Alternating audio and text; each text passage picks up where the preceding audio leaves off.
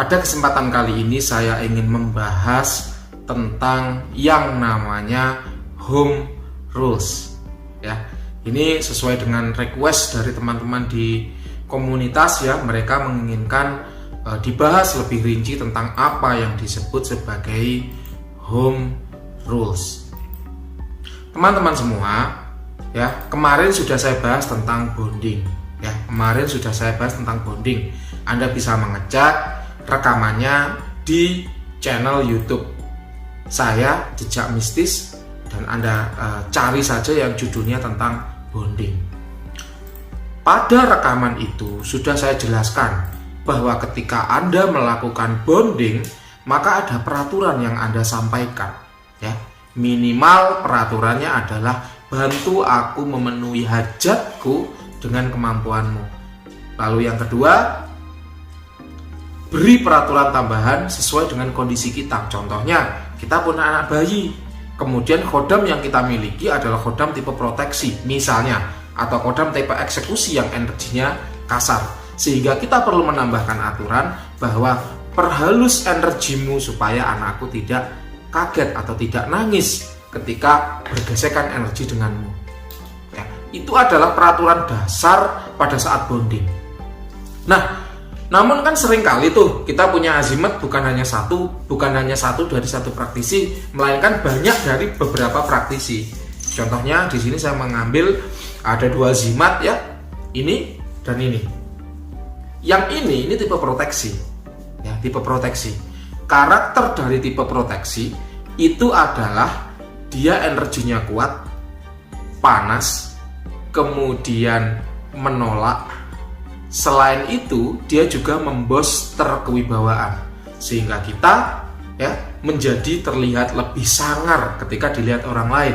Orang lain jadi segan, jadi enggan dengan kita. Ketika mau ngobrol jadi seperlunya. Ketika mau mendekat jadi ala kadarnya, yang penting apa yang dimaksud tersampai. Tidak betah ngobrol lama-lama. Itulah karakter dari proteksi dan kewibawaan. Sedangkan yang satunya, misalnya ini adalah jin tipe pengasihan, ya. Karakternya adalah dingin, lembut, merombak aura kita sehingga orang lain itu jadi betah ngobrol sama kita. Yang belum kenal jadi ingin kenalan, yang sudah kenal jadi pengen ngobrol, yang sudah ngobrol jadi pengen lama-lama ngobrol, yang sudah lama-lama ngobrol pengen lebih kenal, lebih dekat, lebih akrab, dan lain sebagainya. Di sini kita tahu bahwa ada dua sifat yang bertolak belakang. Yang satu kewibawaan membuat kita disegani, yang satu adalah pengasihan membuat orang lain betah ngobrol sama kita. Kalau contoh dunia nyata seperti ini, yang satu adalah ibu kantin, yang satu adalah kepala sekolah. Kira-kira kalau diajak ngobrol enak mana? Pasti dong enak ibu kantin, ya. Ibu kantin itu orangnya santai, woles, kekinian, mengenal anak-anak dengan baik. Sedangkan yang ini kepala sekolah, ya, berwibawa, segan, ngomong sedikit, tapi harus dipatuhi.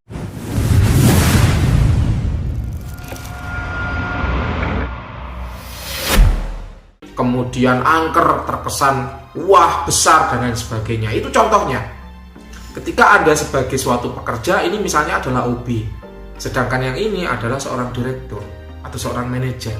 Maka enak mana ketika diajak ngobrol? Ya pasti enak OB dong, atau rekan kerja dong, kan begitu.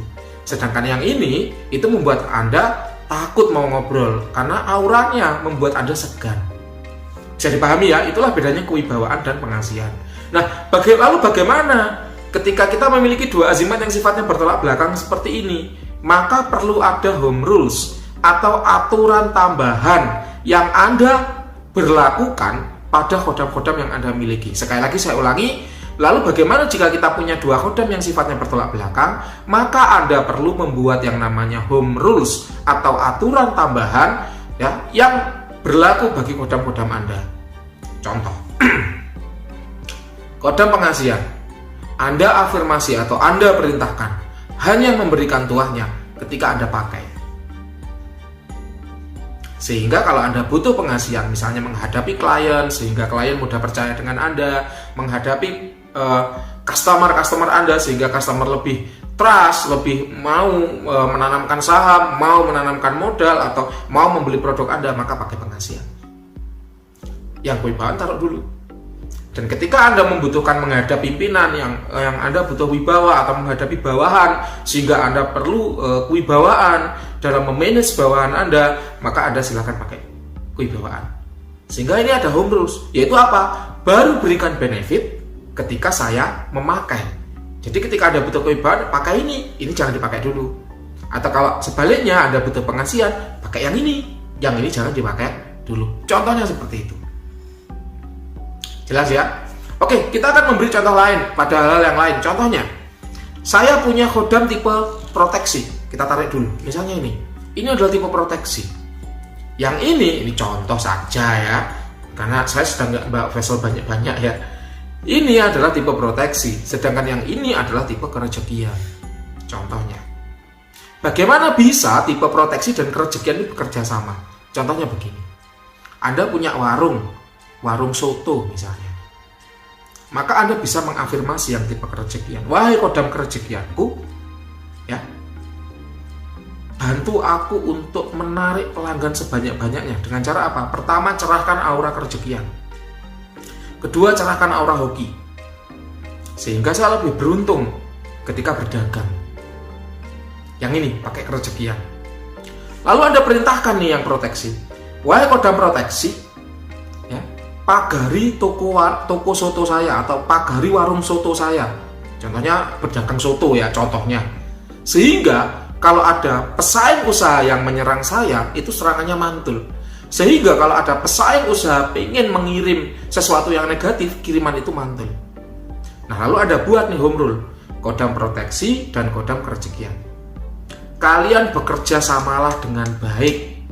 Yang kerejekian bekerja menarik pelanggan, sedangkan yang proteksi bekerja memagari warung soto.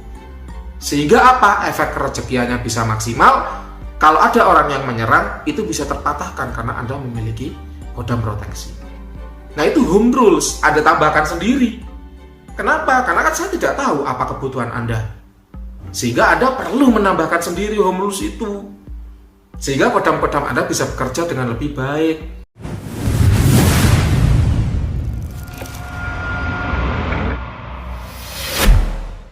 Sehingga benefitnya akan lebih lancar dan lain sebagainya. Contoh lagi, saya punya misalnya begini, saya sekarang sedang bujangan. Saya memahar keris. Ini adalah keris eksekusi yang paling ganas, levelnya 9,999 misalnya. Kemudian saya menikah, lalu saya punya anak.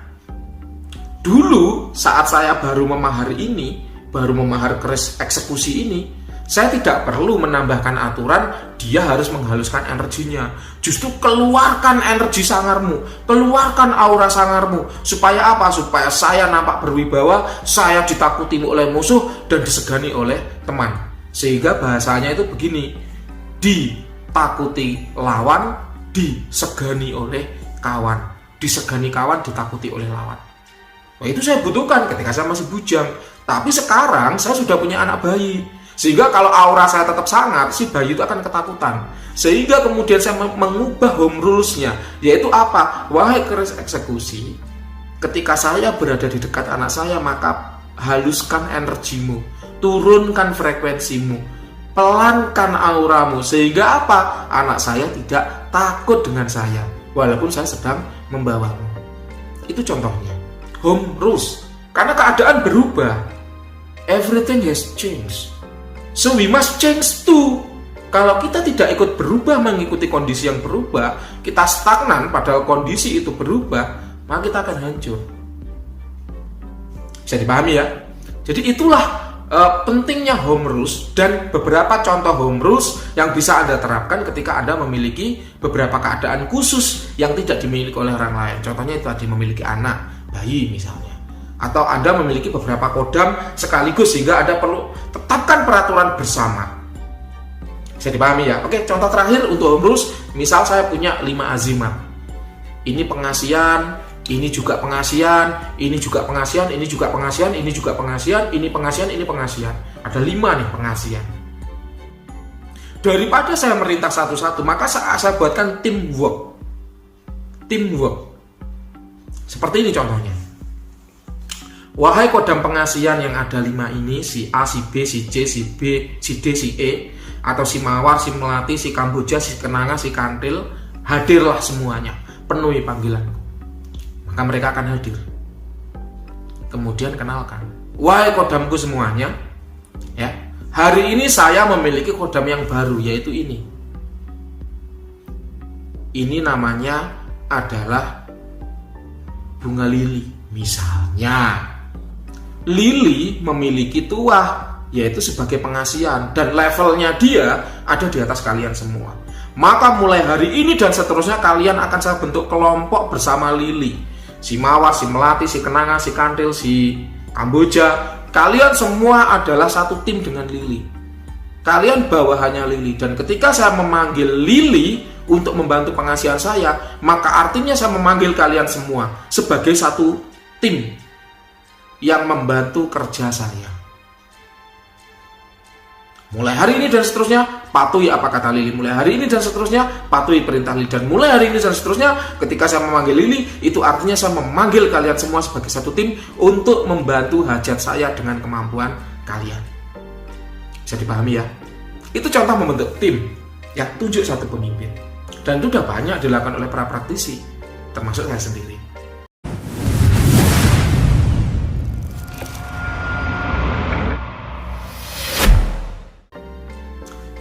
Jelas ya?